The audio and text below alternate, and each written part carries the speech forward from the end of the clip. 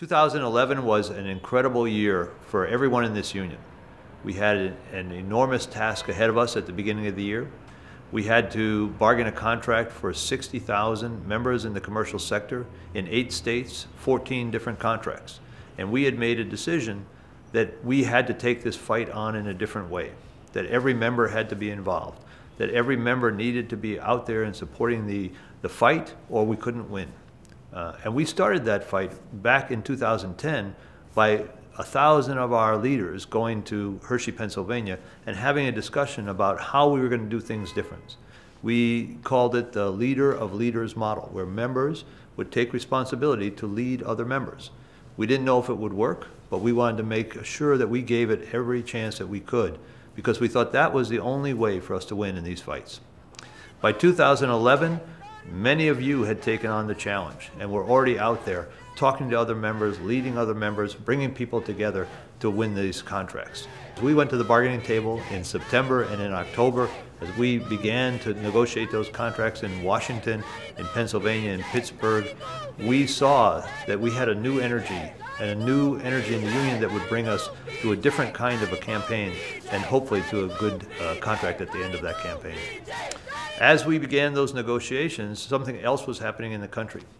We'd come through a period of time where the economy was bad. Workers were under attack everywhere. Workers in Wisconsin were being pushed back. Their unions were being taken away from them.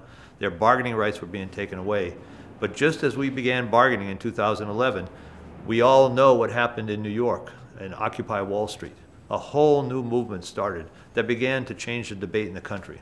A perfect background for our negotiations, because we were about what Occupy Wall Street was saying. We were about the fight between the 99% and the 1%. And that became the backdrop for our campaign. It was a great moment for us. That movement really wasn't about Wall Street and banking. It was really about what was happening in this country for the last 30 years, that our future was being taken away, that there was a fight against the middle class by the wealthy and everybody else on the other side, and that things were changing for the worse for working people. As we began our campaign in September, we all knew that we had to show strength like never before. And we had people come out on the street at rallies with picket signs, with leaflets in Washington, D.C., in Pittsburgh and Philadelphia, rallies like never before, members on the street like never before. I was so proud of our union and all of you. When we went to the bargaining table in Washington, D.C., we opened bargaining with 250 people in the room. In Pittsburgh and Philadelphia, we had all the people on the street outside the room. It was a great moment for our union as we began bargaining. All of us were there together. And by the end of October, we had settled contracts for good wage increases in those cities. As we came to the end of it, we realized we could get a good contract. We didn't have to say, this is a time when we have to take cuts. And what happened in DC and what happened in Pittsburgh, what happened in Philadelphia, gave us the courage and the strength to move ahead in New Jersey, in New York, and in Connecticut and in Hudson Valley to get our next round of contracts. The next round of contracts were tough. All those cities and all those states in New Jersey, in Connecticut, but the toughest was New York. And it turned out the place where we thought we would have an easier time, where we thought we had the greatest strength, we were going to have the greatest fight.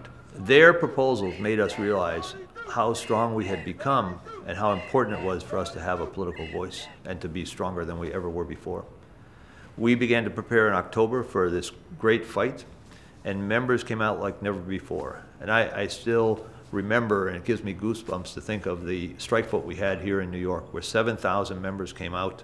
1,000 couldn't get into the hall. They were outside of the Sheraton Hotel on the street, and they demanded to be able to vote to give the bargaining committee the right to strike. And it was a great moment for us. And then we marched down the street with 20,000 members from other unions who had come out to support us. It was really a change in the way people thought about the union and thought about their ability to win.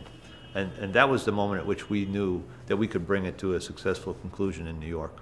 So all of this was a great change in our union.